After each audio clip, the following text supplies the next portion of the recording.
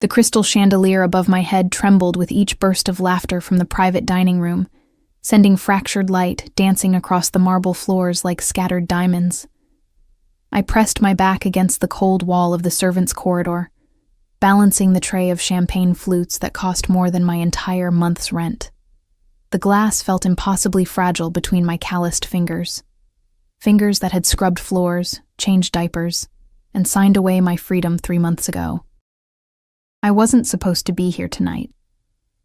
Maria, the regular server for the VIP section, had called in sick, and Mr. Castellano needed someone, anyone, who could keep their mouth shut and their eyes down. I needed the extra $200. It was always about the money, wasn't it? The stack of medical bills on my kitchen counter, the eviction notice tucked inside my purse, the formula my daughter needed that I couldn't afford at the regular store. The heavy oak door swung open, releasing a wave of cigar smoke and expensive cologne that made my stomach clench. I straightened, forcing my expression into the blank, pleasant mask I'd perfected over years of invisible service. "Refills," a voice barked. Not a request. Never a request in this world. I slipped inside, keeping my gaze fixed on the amber liquid in the crystal decanters along the far wall.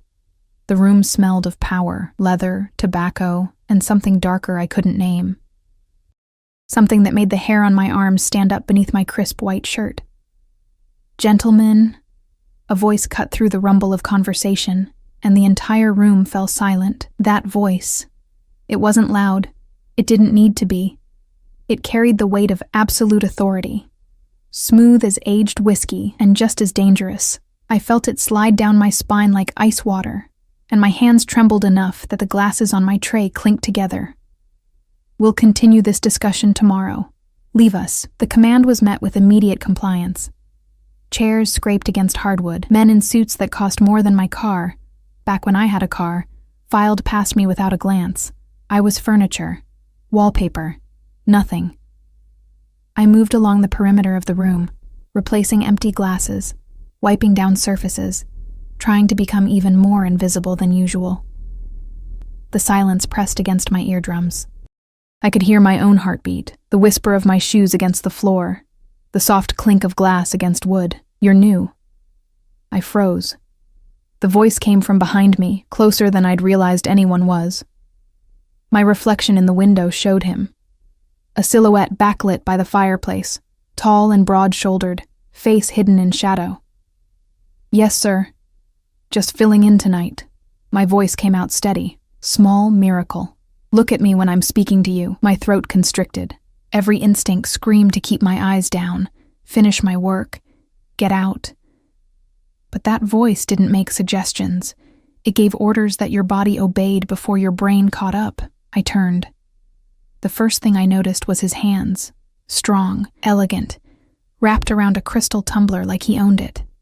Like he owned everything.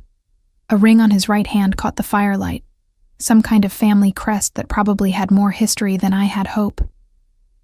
My gaze traveled up, past the charcoal suit that fit him like it had been born on his body, past the broad chest and shoulders that spoke of violence and control, to his face.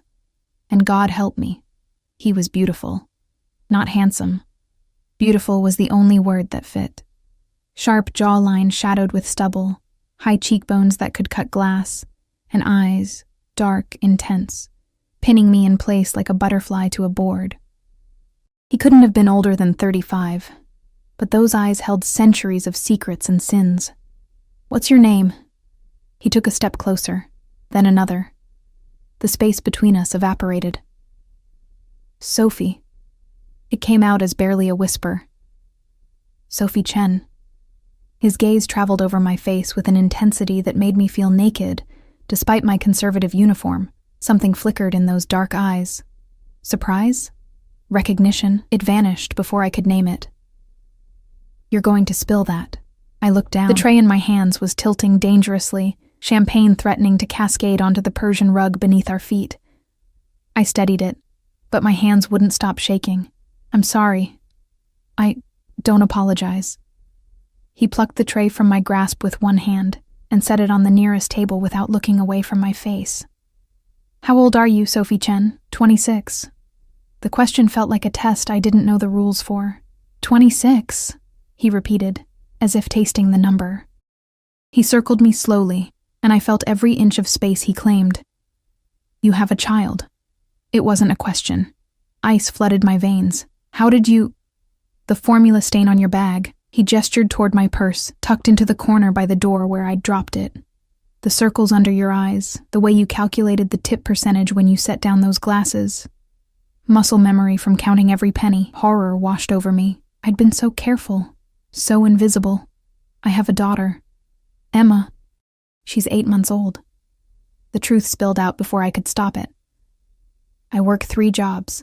I don't want any trouble, I just need— The father? The question cracked like a whip. I flinched. Gone. The word tasted like ash. He left when he found out I was pregnant. Took my savings. Maxed out credit cards in my name. My jaw clenched. I haven't seen Marcus Chen in 9 months. Something dangerous flashed across his face. He moved closer still, close enough that I could smell him, sandalwood and smoke and something wild underneath, something that made my pulse spike in my throat. Marcus Chen. He said the name like a curse. Small-time dealer trying to move up in the world? My blood turned to slush. You know him? His smile was a terrible thing, beautiful and cruel and promising violence. He stole from me 6 months ago. $50,000 in product. I've been looking for him. The floor tilted beneath my feet. The chandelier's light seemed too bright, the room too small. I took a step back, then another, until my shoulders hit the wall. I don't know where he is. I swear. I haven't spoken to him since— I know. He closed the distance between us in 2 strides, planting one hand on the wall beside my head. Not touching me, but caging me in. You're not a liar, Sophie. I can always tell. Please. I hated the shake in my voice, hated the tears burning behind my eyes. I don't have anything to do with whatever he did. My daughter is the granddaughter of a thief, the daughter of a woman working herself to death in a city that will chew her up and spit her out. His free hand came up, and I tensed, but he only caught a strand of my hair that had escaped my bun, rubbing it between his fingers like he was testing its quality. Tell me, Sophie, how much do you owe? The question gutted me. 37,000. Medical bills from the pregnancy, credit card debt, and— I couldn't finish. Couldn't admit the full scope of my failure. And you're 3 months behind on rent. He finished for me. Your landlord filed eviction papers yesterday.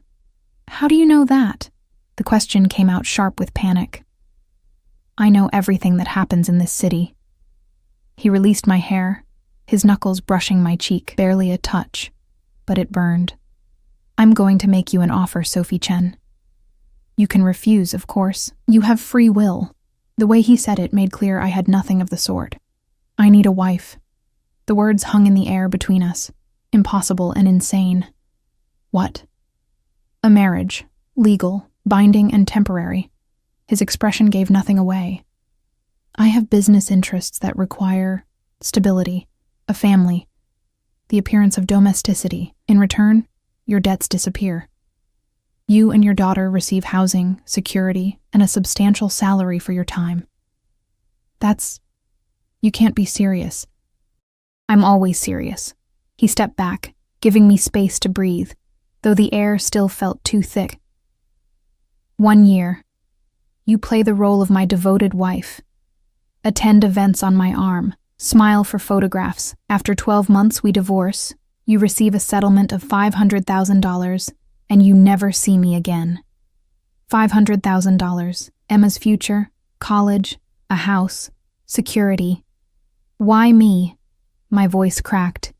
You could have anyone. Models, actresses. I don't want someone who loves the spotlight. I want someone invisible, someone desperate enough to say yes and smart enough to keep her mouth shut.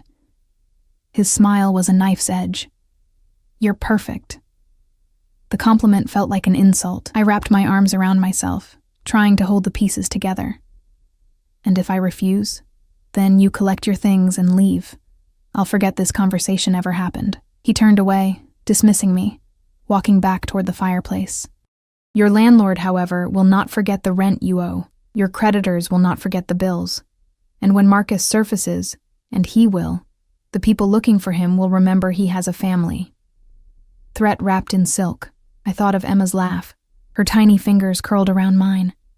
The way she looked at me like I was her whole world. I thought of the formula I'd watered down to make it stretch. The heat I'd turned off to save money. The future I couldn't give her alone. I need time to think. You have 30 seconds. He didn't turn around. After that, the offer expires. My heart hammered against my ribs. This was insane. Illegal. Wrong. 20 seconds. But what choice did I have? Really? 10. Yes, the word ripped from my throat. Yes, I'll do it. He turned, and the satisfaction in his eyes made me feel like I'd just stepped into a trap I'd never escape. Excellent. He pulled a phone from his pocket, pressed a button. Bring the car around, and have legal draw up the contract. His gaze found mine again, pinning me in place. What's your daughter's name again? Emma. My voice shook. Emma Rose Chen. Emma Rose Volkov. He corrected, testing the sound. It has a better ring to it, don't you think? The room spun. Volkov. My name. Damian Volkov. He extended his hand, and I stared at it like a snake. I believe congratulations are in order, Sophie. You're about to become my wife. His hand was warm when I took it, his grip firm enough to feel like shackles closing around my wrist. The ring on his finger pressed cold against my skin. And in that moment, staring into those dark, dangerous eyes, I realized I'd just made a deal with the devil himself. The door opened behind me, and 2 men in dark suits entered. His security, I realized. Always watching. Always there. Take her home, Damian said, still holding my hand. Make sure she and the child are moved into the penthouse by morning. I want security on them 24/7. Wait. I tried to pull away, but his grip tightened. The contract is non-negotiable, Sophie. You're mine now. His thumb brushed across my knuckles, a gesture almost tender. And I protect what belongs to me. The penthouse smelled like money and danger. I stood in the center of the living room, if you could call it that, clutching Emma against my chest while she drooled onto my shoulder. Floor-to-ceiling windows stretched across the entire north wall, offering a view of the city that made my stomach drop. We were so high up that the cars below looked like toys, the people like ants. Everything I'd ever known existed somewhere down there in the smog and noise. And I was suddenly a world away. Ms. Chen? A woman's voice, crisp and professional, cut through my spiraling thoughts. I'm Helen, Mr. Volkov's head of household. Let me show you to your quarters. Helen was 60 if she was a day, with steel gray hair pulled into a perfect bun and eyes that missed nothing. She moved through the sprawling apartment with the efficiency of someone who'd been doing this for decades, her sensible shoes clicking against marble floors that probably cost more than my childhood home. Emma whimpered, and I bounced her automatically, following Helen down a hallway lined with abstract art that I was terrified to look at too closely in case I accidentally touched something priceless. This is the master suite, Helen said, opening double doors that revealed a room larger than my entire previous apartment. The bed was enormous, dressed in silk sheets the color of champagne. A chandelier hung overhead, smaller than the one in the dining room but no less intimidating. Through another doorway, I glimpsed a bathroom with a tub that could fit 4 people and fixtures that gleamed like liquid gold. I can't. My voice failed. This is too much. Mr. Volkov was very specific about your accommodations. Helen moved to a closet and slid open the door, revealing a space the size of my old bedroom. Your wardrobe will be delivered tomorrow. He's hired a stylist. You have appointments beginning at 9. Appointments? Hair, makeup, personal shopping. Helen checked something on her tablet. Mr. Volkov is hosting a charity gala on Saturday. You'll be attending as his fiancée. The engagement will be announced then. 3 days. I had 3 days to transform into someone who belonged in this world. Emma started crying in earnest now, her tiny face scrunching up in that way that meant she was hungry and tired and overwhelmed. I knew exactly how she felt. The nursery is through here, Helen said, leading me to an adjoining room. I stopped in the doorway, breath caught in my throat. The nursery was a dream. Soft cream walls with hand-painted murals of clouds and stars. A crib that looked like something from a fairy tale. All curved wood and delicate lace.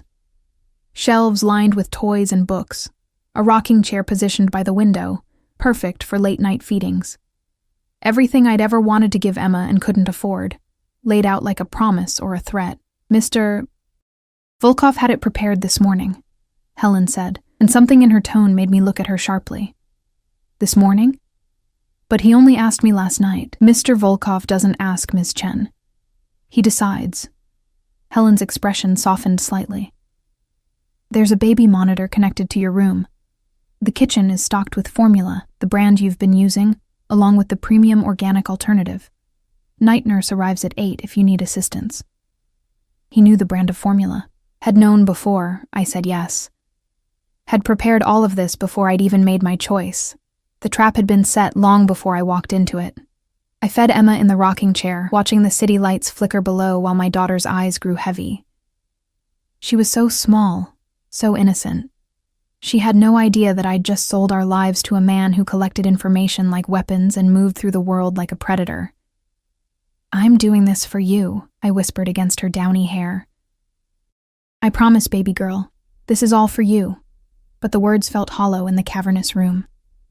After Emma fell asleep, I stood over her crib for a long time, memorizing the peace on her face. Then I forced myself to explore the rest of the suite, taking inventory of my new cage. The closet held a few items, silk pajamas in my size, a robe that probably cost more than my car insurance used to. The bathroom had every luxury product imaginable, all high-end brands I'd only seen in magazines. The shower had 6 different settings, and the towels were so soft they felt like sin against my work-roughened skin. I caught sight of myself in the mirror and barely recognized the woman staring back. Dark circles carved shadows beneath my eyes. My hair hung limp and lifeless. My uniform was wrinkled, stained with Emma's spit-up. I looked exactly like what I was, exhausted, desperate, broken. What did Damian Volkov see when he looked at me?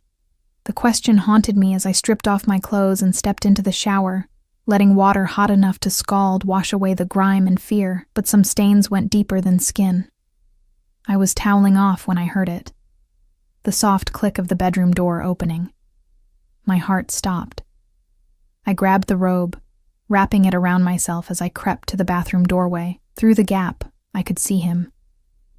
Damian Volkov stood in the center of the bedroom, still dressed in his suit from earlier, hands in his pockets as he surveyed the space like a general inspecting conquered territory. "You're awake," he said without turning around. "How did you know I was here?" Now he turned, and his gaze traveled over me slowly enough to make heat crawl up my neck. The robe suddenly felt transparent under that look. "I own this building, Sophie. I know where everyone is at all times." He moved toward the nursery door, and I tensed, every maternal instinct screaming, but he only glanced inside, his expression unreadable. "She's beautiful. Don't wake her." The words came out sharper than I intended. His eyebrow arched. "I have 4 younger siblings. I know how to be quiet around babies." The personal information surprised me. I'd imagined him springing fully formed from some dark place, all power and control. The idea of him as a brother, as someone who'd once been young and possibly innocent, didn't compute. "Why are you here?" I pulled the robe tighter. "It's almost midnight. I wanted to ensure you were settling in."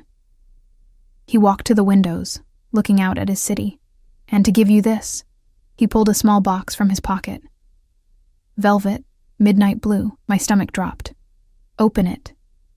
My hands shook as I took the box, flipped it open. The ring inside stole my breath, a diamond so large it seemed obscene, surrounded by smaller stones that caught the light and threw it back like captured stars. It was the most beautiful thing I'd ever seen, and the heaviest chain. "I can't wear this." I tried to hand it back. "Someone will rob me, or I'll lose it, or you'll wear it." He plucked the ring from the box and reached for my left hand. I tried to pull away, but his fingers closed around my wrist. Not hard, but immovable. "You're my fiancé now. You need to look the part." The ring slid onto my finger, a perfect fit. Of course it was. He'd probably measured my hand while I was unconscious, or had someone steal my information from some database I didn't know existed. "How did you know my size?" "I told you. I know everything." He kept holding my hand, thumb tracing circles on my palm that made my pulse jump. "The contract will be ready tomorrow. My lawyers will review it with you. Read it carefully, Sophie. Understand what you're agreeing to. I already agreed. Under duress. I want you to make this choice with full knowledge. His grip tightened slightly. I'm not a good man. You should know that walking in. But I keep my word. You fulfill your end of the bargain, and I'll fulfill mine. You'll be protected, provided for, and when it's over, you'll be wealthy enough to disappear and give your daughter any life you want. And what do you get out of this? His smile was dangerous. Legitimacy. My associates respect family men. My enemies think twice about moving against someone with a wife and child at home. And certain business interests in Russia require that I appear domesticated. So we're props, Emma and me. You're an investment. He released my hand, but the warmth of his touch lingered. One I intend to protect. Starting tomorrow, you'll have bodyguards. 2 men, armed, rotating shifts. They'll accompany you everywhere. That's insane. I don't need... Marcus Chen is still breathing, which means he's still a problem. Damien's voice went cold. He stole from me. He abandoned you and your daughter. When my people find him, and they will, he'll do anything to save himself, including using you as leverage. Fear trickled down my spine like ice water. You think he'd hurt us? I think desperate men do desperate things. He moved closer, and I backed up instinctively until my shoulders hit the wall beside the bathroom door. He followed, closing the distance until I could feel the heat radiating from his body. But he won't get the chance. No one will touch you, Sophie. No one will even look at you wrong. The possessiveness in his voice should have terrified me. Instead, something warm and dangerous unfurled in my chest. This is just a contract, I whispered. You don't actually care about what I care about is irrelevant. His hand came up, knuckles brushing my cheek in an echo of last night's touch. You're mine for the next year. That means your safety is my priority. Your comfort is my concern. Your daughter's well-being is my responsibility. Until the year is up. Until the year is up, he agreed. But something in his eyes suggested he was lying to both of us. A sound from the nursery broke the moment. Emma shifting in her sleep, making the small noises babies make when dreaming. Damien's gaze flickered toward the door, then back to me. Get some rest. Tomorrow will be challenging. He stepped back, giving me space to breathe. The stylist arrives at 9. Don't be late. He was almost to the door when I found my voice again. Damien? He paused, hand on the doorknob, looking back over his shoulder. Why didn't you just pay off my debts? Why the marriage? For a long moment he studied me, and I had the unsettling feeling he was deciding how much truth to give me. Because money alone wouldn't keep you safe, he said finally. My name will. My ring on your finger will. The world needs to know you belong to me, Sophie. It's the only way to protect you from what's coming. What's coming? But he was already gone, the door clicking shut behind him with a finality that made my chest tighten. I locked the door, knowing it was futile, knowing he probably had keys to every lock in this building, and checked on Emma one more time before climbing into the massive bed. The sheets were as soft as sin, the mattress like sleeping on a cloud, but I lay awake for hours, staring at the ceiling and feeling the weight of the ring on my finger. A contract marriage to a mafia boss. 1 year of playing pretend, $500,000 and my freedom at the end. It should have been simple. A business transaction, nothing more. So why did the memory of his touch linger on my skin like a brand? Why did his words, "You're mine," echo in my head like a promise instead of a threat? And why, when I finally fell asleep as dawn painted the windows pink, did I dream of dark eyes and dangerous smiles and the feeling of falling with no one to catch me? The stylist's name was Antonio, and he looked at me like I was a particularly challenging restoration project.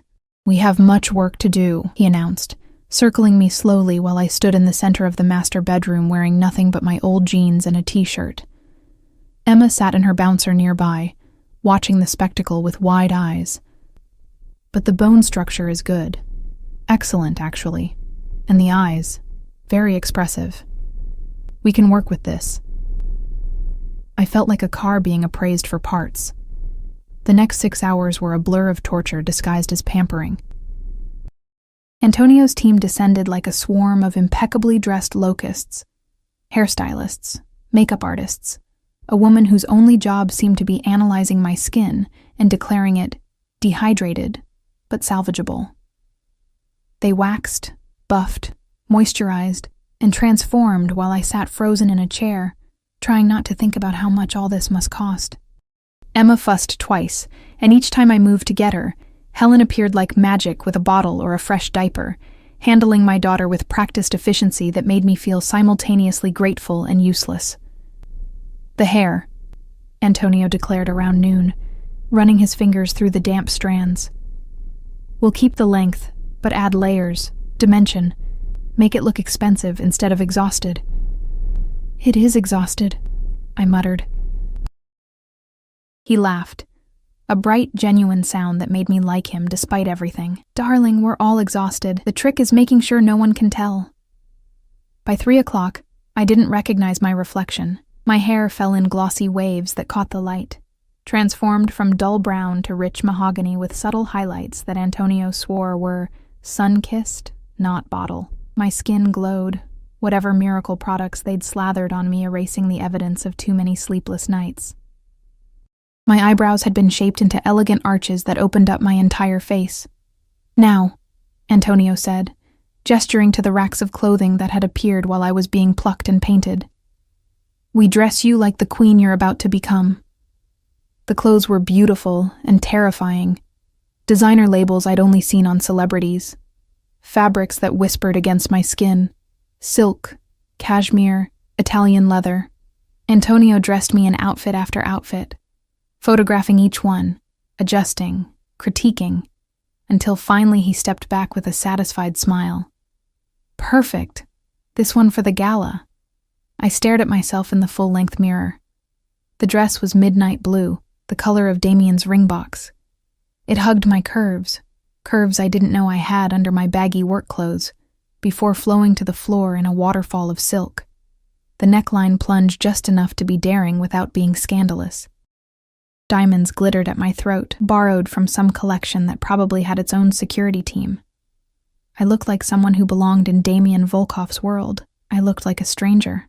"He's going to lose his mind when he sees you," Antonio said, adjusting the strap on my shoulder. "It's just a contract," I said automatically. "He doesn't care what I look like." Antonio's expression suggested he knew better, but he just smiled and patted my hand. "Of course, darling, whatever you say."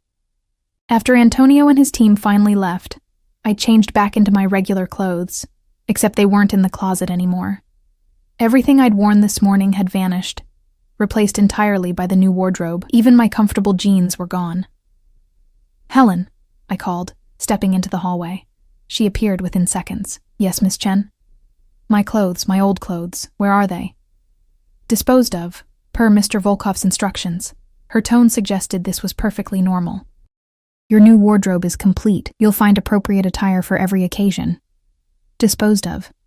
Like I could be erased and remade that easily. "I want them back." "I'm afraid that's not possible." "I don't care if it's possible." Anger flared hot in my chest, the first real emotion I'd felt all day besides fear. "Those were mine. You had no right." "I had every right." The voice came from behind me. I spun to find Damien leaning against the doorframe, arms crossed, watching me with those dark, unreadable eyes.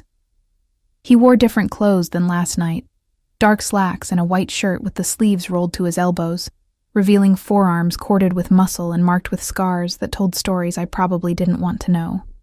"Those clothes marked you as someone struggling," he said, pushing off the frame and walking toward me.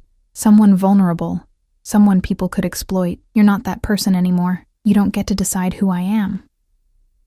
"I decide everything." He stopped close enough that I had to tilt my head back to meet his eyes. "You signed a contract, Sophie. Your appearance reflects on me now. On my family. On my business. I won't have my wife looking like what? Like someone real? Someone who actually works for a living?" His jaw tightened. "Like someone who can be hurt." The words hung between us, heavy with meaning I couldn't quite parse. "Helen, give us the room," he said without looking away from me. I heard her footsteps retreat, the soft click of a door closing. We were alone in the hallway, close enough that I could see the gold flecks in his dark eyes, smell the sandalwood cologne that was quickly becoming familiar. "You're angry," he observed. "You threw away my things without asking. I replaced them with better." "That's not the point." Frustration made my voice shake. "You can't just erase who I was because it doesn't fit your image. I'm not a doll you can dress up and pose." His hand shot out, catching my chin and tilting my face up. The touch was firm, but not painful, commanding absolute attention. "Listen carefully," he said, voice dropping to something dangerously soft. "Every choice I make regarding you has a purpose. Those clothes would have marked you as an easy target. Weak, unprotected. In my world, weakness gets you killed." His thumb brushed my lower lip, and my breath caught. "I won't allow that. Do you understand?" I wanted to argue, wanted to rage against the cage he was building around me, gilded though it was, but something in his eyes stopped me. Something almost desperate beneath the control. "You're not protecting me," I whispered. "You're controlling me. They're the same thing in my world." He released my chin but didn't step back. "The gala is tomorrow night. Every major player in this city will be watching, judging, looking for weakness. I need you perfect, Sophie. Untouchable. Mine." That word again. Mine. "And after tomorrow? After tomorrow, the real work begins." His phone buzzed, and he pulled it from his pocket, frowning at the screen. "I have to go. Business." He was turning away when Emma's cry pierced the air. We both froze. The sound came again, urgent and upset. Not her usual fussing, but real distress. I ran. The nursery door was open, and Emma was red-faced in her crib, screaming in a way that made my heart lurch. I scooped her up, checking her over with practiced hands. Not hungry, diaper clean, no fever, just upset. "What's wrong, baby girl?" I bounced her, swaying the way she liked. "What's wrong?" "Let me see her." I turned to find Damien in the doorway, and my arms instinctively tightened around Emma. "I've got her." "Sophie." He held out his hands, and something in his expression, unexpected gentleness, made me hesitate. "Trust me." I didn't. But Emma was still crying, and exhaustion was winning over pride. I passed her over, watching carefully, ready to snatch her back at the first sign of discomfort. Damien held her with surprising confidence, supporting her head, adjusting his grip until she was tucked against his chest. He started walking, a slow circuit of the nursery, murmuring something low in what sounded like Russian. After a few seconds, Emma's cries quieted to hiccups. Then silence. I stared, stunned. "You said you have siblings," I managed. "4.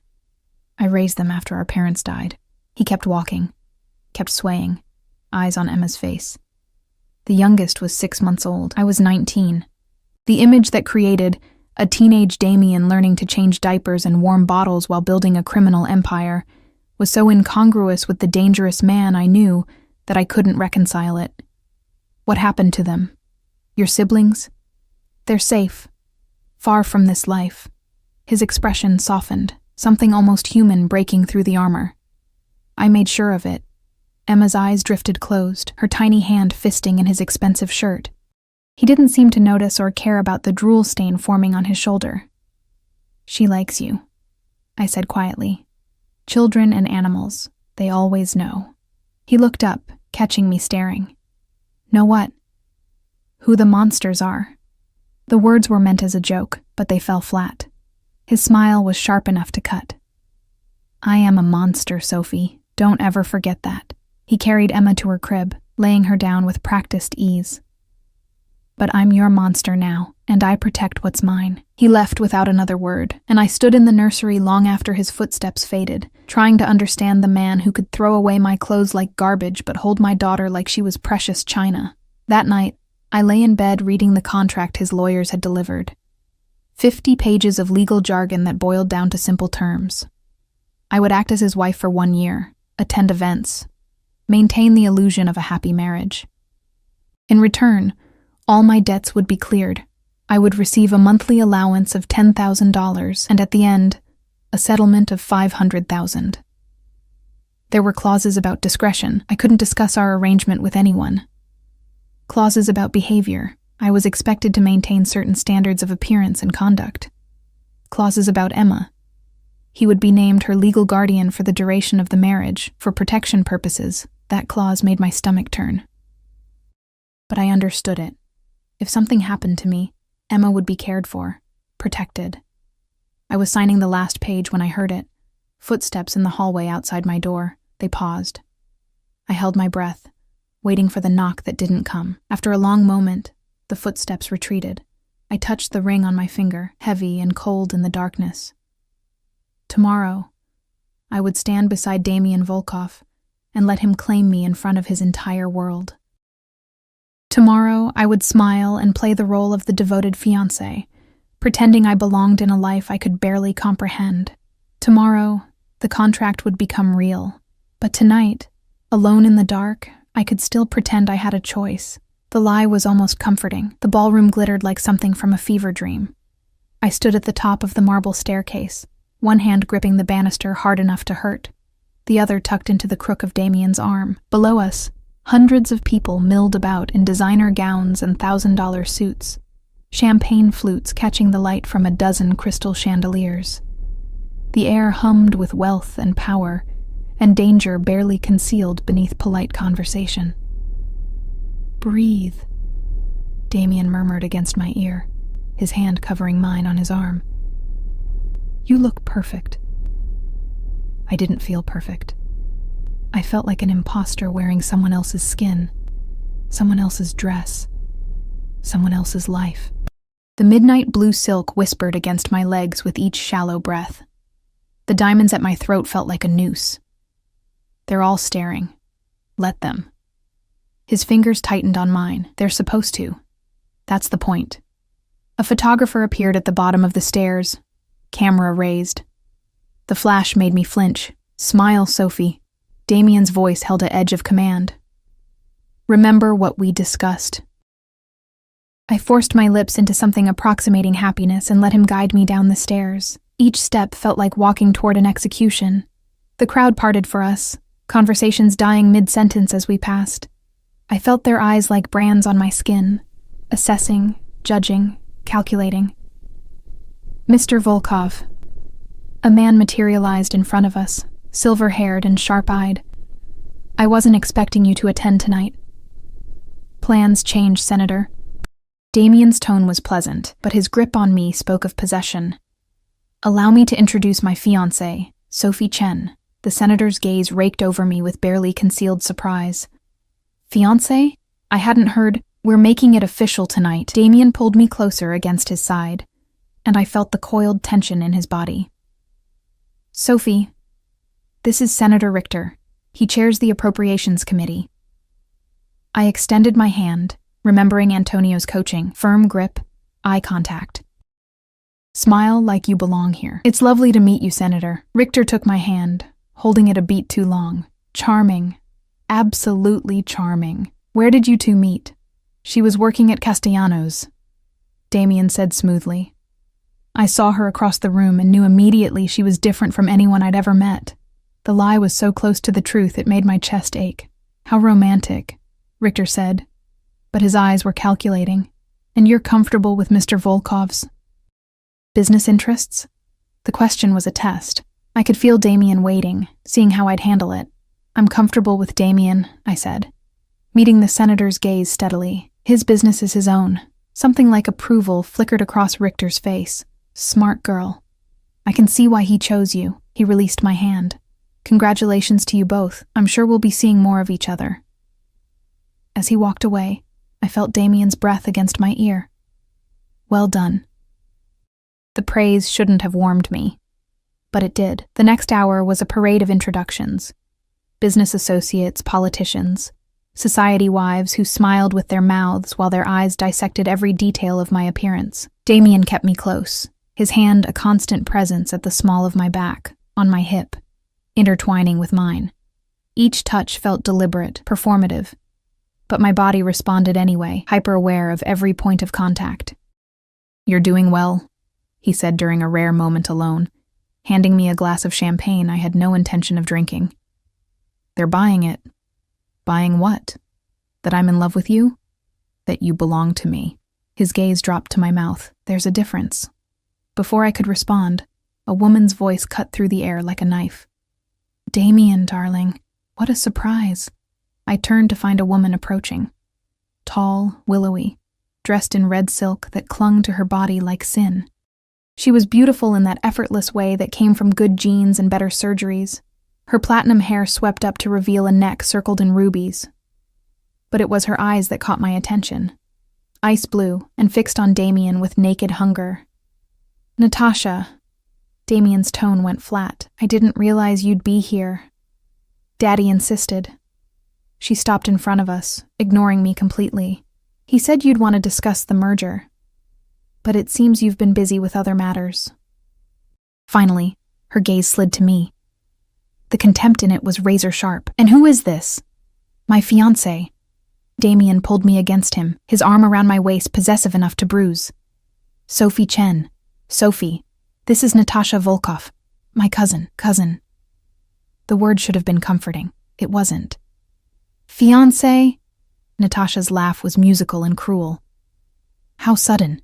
We were just discussing your marriage prospects last month, Damien, and you swore you'd never. Things change. His voice could have frozen fire. Natasha's smile sharpened. Clearly. She finally looked at me properly, and I felt stripped bare under that gaze. You're very different from his usual type. Where did you say you were from? I didn't. I kept my voice level, remembering Antonio's coaching. Never let them see weakness. Sophie was working at Castellano's when we met, Damien said. Love at first sight. How democratic of you. Natasha's tone dripped condescension. And what does your family do, Sophie? Are they here tonight? The question was designed to humiliate. I felt Damien tense beside me. My family is Emma, I said quietly. My daughter. She's 8 months old. The silence that fell was deafening.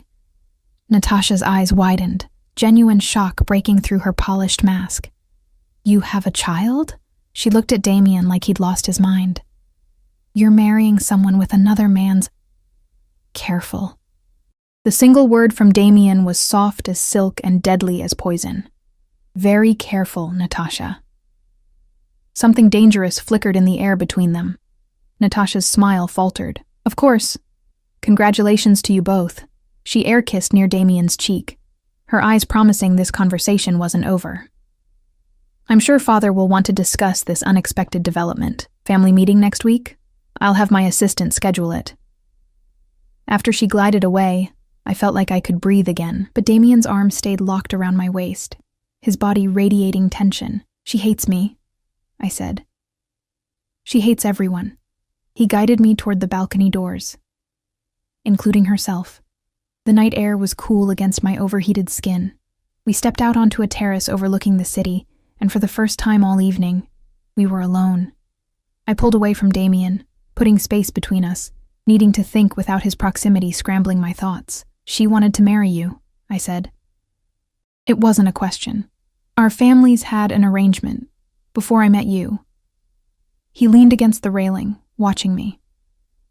Natasha expected to become my wife, solidify the Volkov empire under one roof. And then I ruined everything. You saved me from a marriage that would have destroyed both of us. He pushed off the railing, closing the distance between us. Natasha and I would have killed each other within a year. But this is different. This is just a contract. Exactly.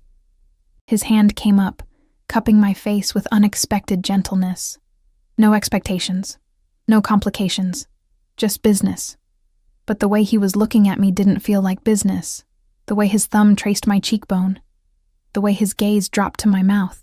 That felt like something far more dangerous. Damien. We should go back inside.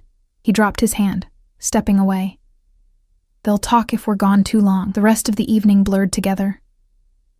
More introductions, more assessing stares, more lies about how we met and fell in love. Damien never left my side, his touch constant and possessive, playing the role of devoted fiancé with an intensity that felt almost real. It was nearly midnight when he finally led me toward the exit. My feet screamed in the designer heels, and exhaustion pulled at my bones. I wanted nothing more than to check on Emma and collapse into bed. We were almost to the door when a man stepped into our path. He was ordinary. Forgettable face, cheap suit, nervous energy. But something about him made Damien go absolutely still beside me, a predator scenting danger.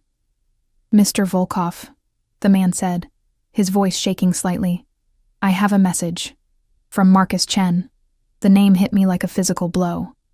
Marcus, Emma's father, the man who'd abandoned us, stolen from me, disappeared into the night. Damien's hand on my waist tightened to the point of pain. "Not here," he said, voice lethal. "Not now." He said you'd want to hear this. The man's gaze flickered to me, and I saw recognition in his eyes. Fear. He said to tell you he wants his family back, and he's willing to negotiate. The world tilted. My family. Marcus wanted Emma. Wanted me. "Get out." Damien's voice was barely above a whisper, but it carried the weight of absolute authority. Before I forget we're in public, the man fled. Damien's security materialized from the shadows. I hadn't even realized they were there, and he murmured instructions too low for me to hear. Then his attention was back on me, his hand gentle on my elbow despite the fury in his eyes. "We're leaving. Now." The car ride back to the penthouse was silent. Damien made phone calls in Russian, his voice sharp and angry, while I stared out the window and tried not to shake. Marcus was alive. Marcus wanted Emma. Marcus thought he could just appear after 9 months and reclaim what he'd thrown away. The elevator ride up felt like descending into hell instead of ascending to heaven. As soon as we were inside the penthouse, Damien rounded on me. "How much does he know about Emma?" I haven't spoken to him since. "Think, Sophie." He gripped my shoulders, not hard but firm enough to demand focus. "Did you tell anyone about her? Post pictures online? Anything that could have led him to her?" "No, I was careful. I didn't want him finding us. Then someone talked." He released me, pulling out his phone. "Someone in your old building, at your work. Someone gave him information. The implication hit me like ice water." "You think he's been watching us?" "I think he's desperate and stupid, which makes him dangerous." Damien's jaw clenched, "But he won't get near you.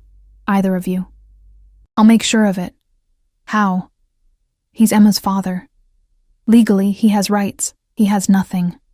Damien closed the distance between us again, his hands framing my face, forcing me to look at him.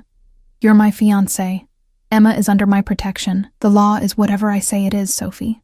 Do you understand?" I should have been terrified, should have pulled away from this man who spoke of bending reality to his will. But all I felt was a desperate, shameful relief. "What are you going to do to him?" His smile was terrible. "Whatever I have to. Whatever keeps you safe." His thumb brushed my lower lip, and my breath caught. We stood frozen, his hands on my face, my heart hammering against my ribs. The air between us crackled with something that definitely wasn't part of the contract. "Damien," I whispered. We're not." "I know." But he didn't move away. "This is just business. Just a contract." "Just a contract," I echoed. Neither of us believed it anymore. 3 weeks after the gala, I woke to Emma's crying and the sound of breaking glass. My feet hit the floor before I was fully conscious, maternal instinct overriding everything else. I grabbed the monitor. Emma's room showed her safe in her crib, just fussing from a bad dream. The breaking glass had come from somewhere else in the penthouse.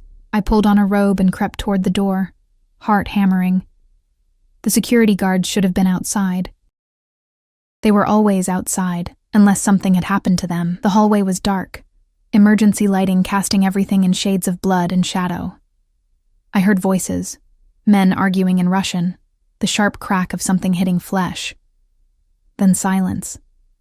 "Sophie." Damien's voice, rough and urgent. I followed it to his office and stopped dead in the doorway. He sat behind his desk, shirt torn and bloodied, a cut above his eyebrow still seeping red. 2 of his men flanked him, looking equally damaged, and on the floor, zip-tied and gagged, was Marcus. I recognized him despite the split lip and blackening eye. 9 months hadn't changed him much, still handsome in that careless way that had first attracted me, still weak in the eyes. He saw me and started struggling against his restraints, making muffled sounds behind the gag. "Take her back to her room," Damien said to one of his men, not looking at me. "No." The word came out stronger than I expected. "What is he doing here? What does it look like?" Damien finally met my gaze, and the fury there stole my breath. "He tried to break into the building, got past the lobby by claiming to be your husband." "Ex-boyfriend," I corrected automatically. "We were never married." "Even better." Damien's smile was savage. "Means I don't have to worry about legal complications when I kill him." Marcus made a strangled sound. I should have felt something. Fear, sympathy, some remnant of whatever I'd once felt for this man. Instead, I felt nothing but cold, clear anger. "Remove the gag," I said. "I want to hear what he has to say." Damien studied me for a long moment, then nodded to one of his men. Marcus sucked in air as the gag came free, then immediately started talking. "Sophie, thank God. You have to get away from him. He's insane. He's a criminal." "He's the father of my child," I interrupted, voice flat. "And you are nothing." Marcus's eyes went wide. "What?" "No, I'm Emma's father. You gave up that right when you emptied my bank account and disappeared." I walked closer and he flinched. "Good. You gave up that right when you left me pregnant and alone, when you stole from me, when you chose whatever quick scheme you were running over your own daughter. I was going to come back. I was going to—" "Steal from the Volkov family?" Damien's voice cut like a blade. "Yes, we've established that. 50,000 in product. Did you really think you could fence it and disappear?" Marcus's face went gray. "It wasn't like that. I had debts. People after me. So you stole from someone more dangerous and hoped for the best." Damien stood, moving around the desk with predatory grace. "Then you heard Sophie was under my protection, and you got ideas. Thought maybe you could use her as leverage, get me to forgive the debt in exchange for walking away from her and the baby." It took a moment for the words to penetrate. When they did, I felt sick. "That was your negotiation?" I stared at Marcus. "You were going to sell me?" "It's not like that." "What's it like then?" My voice shook with rage. "Explain it to me, Marcus. Explain how you plan to profit off the woman you abandoned and the daughter you've never even met." "She's my daughter." Marcus struggled against his restraints. "I have rights. You have nothing." I crouched down until we were eye level. "Emma doesn't know you, doesn't need you. And in a few months, when my marriage to Damien is finalized, she'll have his last name, his protection, his future. Everything you couldn't give her. You can't just replace me. I already have." The words hung in the air. I stood, turning to Damien. His expression was unreadable, but something flickered in his dark eyes. Surprise, maybe, or something deeper. "What are you going to do with him?"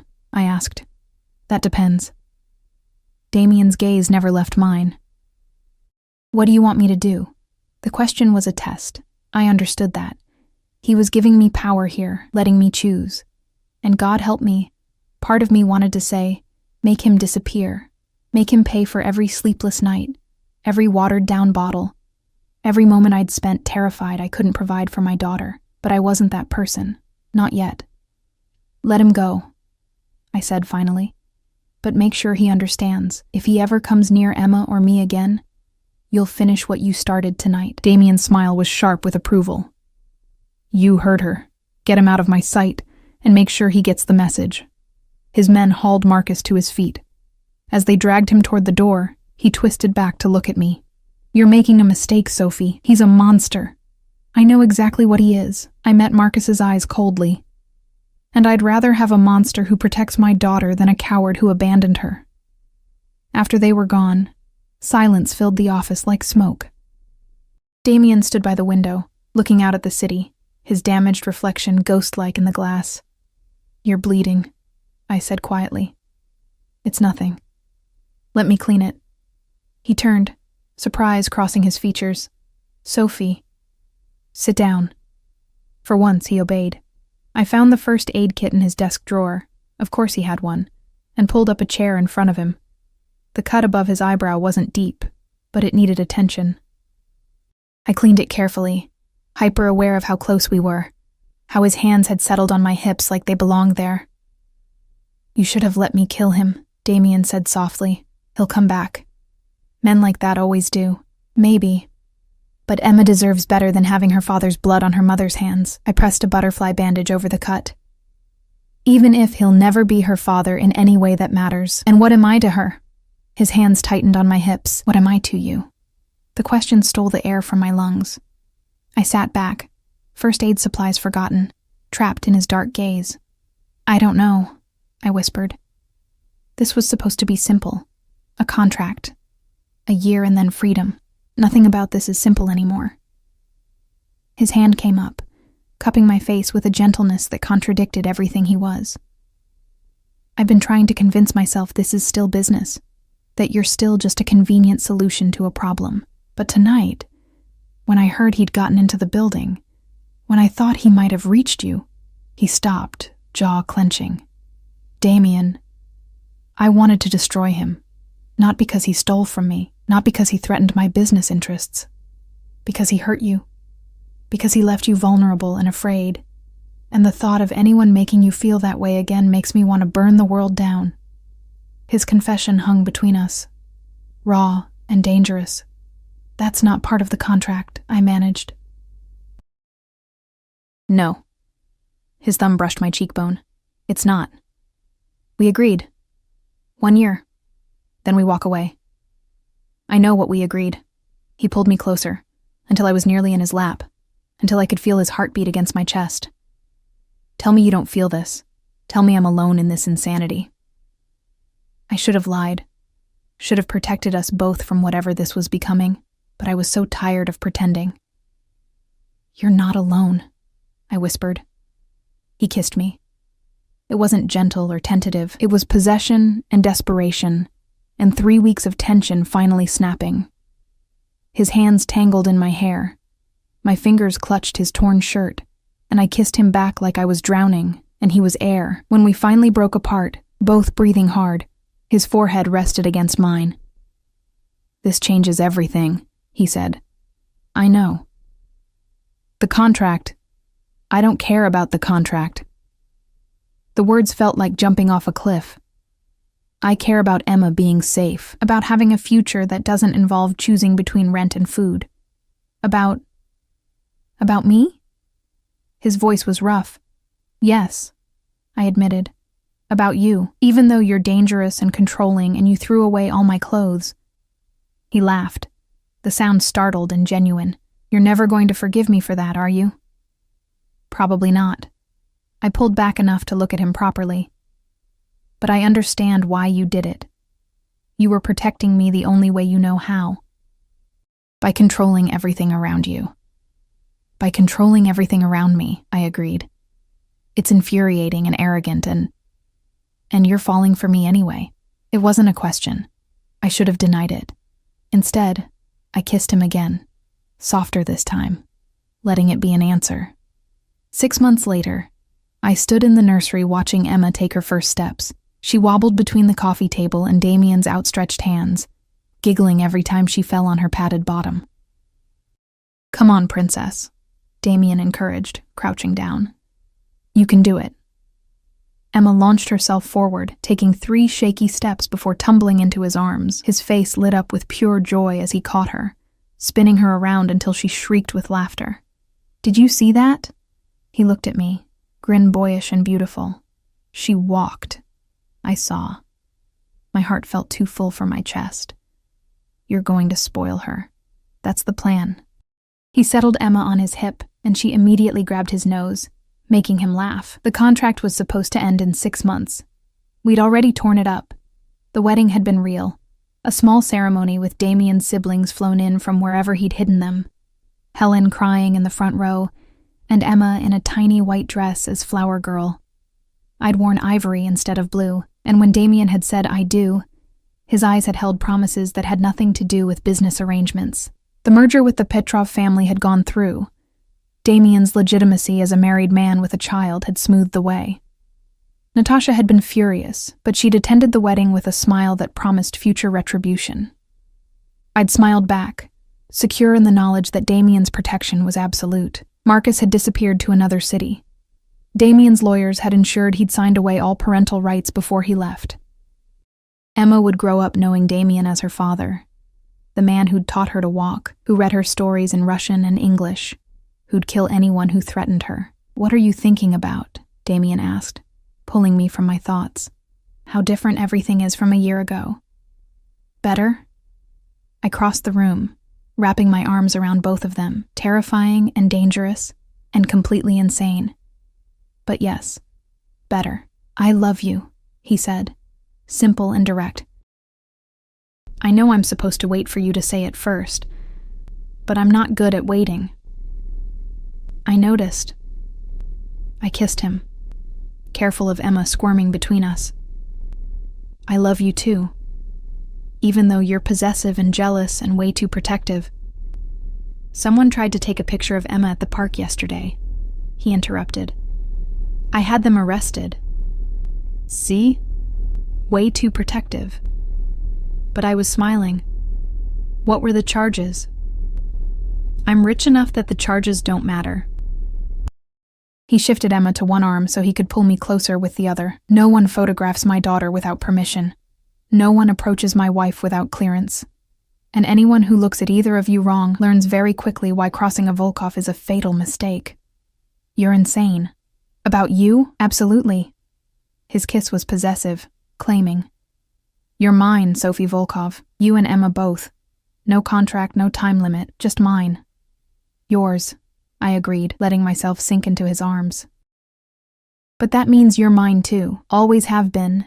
His smile turned wicked. "From the moment you spilled champagne on that tray and looked at me like you wanted to disappear, I knew right then you were going to change everything." "Liar. You wanted a convenient wife for business. I wanted you. The business was just an excuse." He kissed my forehead, then Emma's. "Best contract I ever signed, even if we did violate every clause." Emma yawned, rubbing her eyes with tiny fists. I took her from Damien, settling into the rocking chair for her afternoon nap. He stood watching us, leaning against the doorframe with an expression I'd never thought to see on his face. Peace. "What?" I asked softly, rocking Emma as her eyes drifted closed, just thinking how close I came to missing this.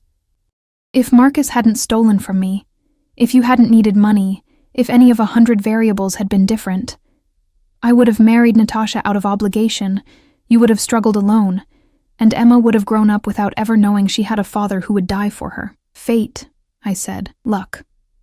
"Love," I corrected. He crossed the room, kneeling beside the rocking chair and taking my free hand. The ring on my finger caught the light. Not the massive diamond from the contract, but the simple platinum band he'd given me at our real wedding. Engraved inside were 3 words in Russian that he'd translated with a smile. "My heart. Always." "Love," he agreed, bringing my hand to his lips. "The most dangerous thing I've ever felt. More terrifying than any enemy, more consuming than any ambition. You've ruined me, Sophie Volkov." "Good," I said, smiling down at him. "You ruined me first." Emma slept between us, safe and loved, and completely unaware that her life had begun as a contract and transformed into something real. Something neither of her parents had planned for, but both would kill to protect. Outside, the city sprawled beneath us, dangerous and beautiful and full of threats that Damien's money and power kept at bay. But inside this room, with my daughter asleep in my arms and my husband's hand in mine, I felt something I hadn't felt in years. Safe. Loved.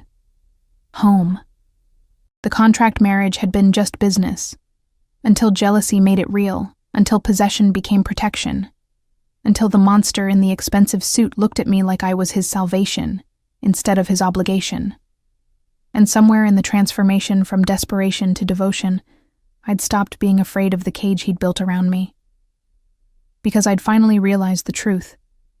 Damien Volkov wasn't my captor. He was my choice.